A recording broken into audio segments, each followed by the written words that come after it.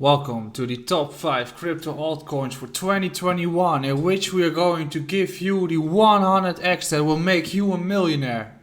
And now I'm kidding. But we're going to discuss what I'm going to expect from the cryptocurrency markets, and I'm going to share some projects that I'm heavily interested in. Not going to share all. If you want to know which ones I'm allocating to, how I'm going to do that with my portfolio, what my strategy is, you have to become a member for our group, in which the link you can find in the description beneath. And there I'm sharing everything that I do in this cryptocurrency markets, in which right now I'm still allocating towards altcoins, as I'm expecting these to follow Bitcoin in the coming months. Before we are going to continue, I would like to say to you to subscribe to the channel and follow me on Instagram. And next to that, tomorrow I'll be back with a new live stream at 8 p.m. Central European Time, as my vacation is unfortunately over. Top 5 cryptocurrency altcoins for 2021. You see the logo of Polkadot in there, and that's basically surrounding what my expectations are for 2021. I'm not going to shield projects here, as there's the majority of the YouTubers that are actually shitting you stuff that is only beneficial for themselves.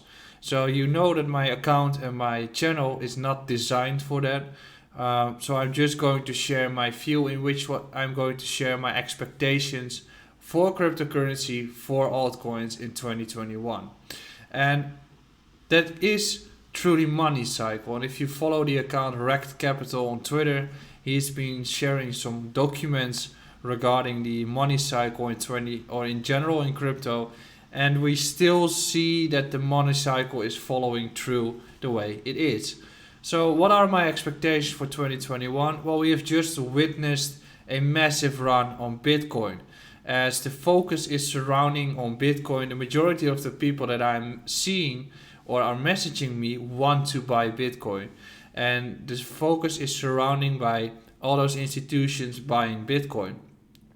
However, the upwards potential for Bitcoin is getting limited, as it cannot go like 2x from here after it went vertical. However, that upwards potential is there still heavily on altcoins, as they are relatively undervalued at this point compared to the value of Bitcoin, and the Bitcoin pairs have been crushed while the USD values have been consolidating. So if you want to get upwards potential, then you have to go towards altcoins. It's similar to the commodity markets. For instance, the value, if you want to buy gold, for instance, the value of silver is really low compared to gold if you have that ratio. So whether you are going to buy gold, it makes more sense to do it with silver, as that is the correlation right now, and you will have a higher ROI for silver at this point, until silver becomes overvalued compared to gold, and then you're better off by holding gold. That's the exact same figure that we have in the cryptocurrency markets. We've seen Bitcoin running well, but if we have the overall altcoin to Bitcoin ratio, if we can make that, which is the dominance chart as well, we can see that the altcoins are underperforming to Bitcoin, which means that they are undervalued. So we've just witnessed the first run of Bitcoin. We are most likely going to see a correction of Bitcoin sooner than later, the standard 30% correction, which is inevitable to have. And then before that correction happens, and we've seen that in the previous weeks with Polkadot, with Cosmos, with Cardano, with Ether, with VeChain, Zilliqa, all those big coins, they have been doing well already, and the money goes towards them until Bitcoin starts to accelerate again. So we've seen Zilliqa doing a 4x, we've seen Eagle doing well, we've seen Polkadot making a new all-time high. That's a signal that the momentum is starting to shift from Bitcoin towards those majors, as Bitcoin is just consolidating. First, the majors and the platforms will start to run. Once they are done running, the upside potential for those becomes limited. So then the money goes towards the mid caps, as the potential is still there. When those are done running, the money will flow towards small caps, and that's usually the end stage in which some new phenomenon gets into the markets. And during the summer of 2020, we've actually witnessed DeFi coming around and NFTs at some point. That's usually the sign that we're getting to an end stage, and then Bitcoin is making itself ready for a new acceleration, and then you want to be in Bitcoin, as Bitcoin is then relatively undervalued compared to the altcoins, which are generally overvalued. So that's the money cycle that happens in the markets, and I'm expecting that to occur in 2021 again. What to expect then? I've been discussing that a little bit right now. I'm expecting Q1 2021 to be consolidation for Bitcoin. I've also been discussing that in my outlook for Bitcoin for 2021 on the 1st of January. I'm expecting majors to do relatively well. So this means that the first run, and we've actually witnessed that in 2019 and 2020 as well, is mostly surrounded by majors, which means Ether, DOT, maybe even coins like Monero, Dash, Litecoin, Bitcoin Cash. Those are the bigger ones that probably first run. Then during the summer, the rest of the markets will follow and they start to gain heavily. And in between those periods, we most likely get strength on Bitcoin. What are the projects that I'm heavily interested on? Well, as discussed, I'm not attached to any project at all. I'm attached to my portfolio, and I think you should not be having any bias towards your assets, as you would be having a neutral view of what you're going to do. In the end, my goal is to be gaining a yearly ROI on my portfolio to defend my wealth in whatever circumstances there are, and to grow with that. So that's my approach. I don't have any favorite projects.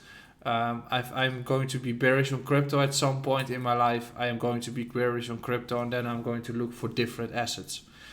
Therefore, I'm mostly focused on majors at this point, but also focused on stuff that's relatively undervalued, which are smaller cap oracles, as oracles are a big step in those markets. Also interested in DeFi, but not interested in going deep in this niche or in this market segment at this point yet, given that there are so many rug pulls. So I'm just waiting it out a little bit on DeFi. I've also got some other smaller caps that I'm interested in, which are mostly second layer solutions, Sealer, Matic, Scale, and even more. There's also an interview of Scale on my YouTube channel. If you want to know where you have to buy those cryptocurrencies or where I've bought and what my allocations are, don't forget to check out the link that is beneath in the description, as I'm sharing everything on my group. Well, let's dive into the charts for a little bit. As we can see that during the first period of the year, Ether has been doing really well. And we can see that the bottoming construction was made in December in 2016. Bottoming construction was made in December 2017. Bottoming construction was made in December 2018. Bottoming was here in August and September, but a retest in December, and then it started to run in January. And now we are at the same stage, in which we can see that those runs are at the beginning of the cycle, and this one is one of the first runners that actually have to go before the rest will follow through. So once this starts to consolidate, we can see that we are making those higher lows and higher highs. So most likely it's going to be a run towards 0.4 sats, but even higher towards 0.6 sats is likely to occur for Ethereum, which would mean that we're going to see a new all-time high for Ether. After the consolidation, after this run, most likely mid caps will start to follow through. But then you have got some big coins like Cosmos, which is not running like Bitcoin has been doing. It's still consolidating, which means that the moment that Cosmos breaks out of this range construction, that's the moment that we're going to accelerate, and we can start targeting levels at $12 and most likely even higher when we derive the Fibonacci from the recent low and the recent high. And then we get targets of 14 and 21, which would not surprise me given the recent strength of Bitcoin, as the risk reward is higher on altcoins, which means that the upside potential is higher percentages than Bitcoin given the higher risk. Also, Polkadot is one of the coins that probably is going to do relatively well. We can see that it's making a new all-time high, probably going to consolidate a little bit, and then we start to accelerate on this one, and then you can derive the exact same targets, in which $10 and 15 are the first levels that I'm going to look at. So I hope this one gives you some guidance in the next year, and hopefully you are subscribing to my channel, and I'll see you back tomorrow on the live stream.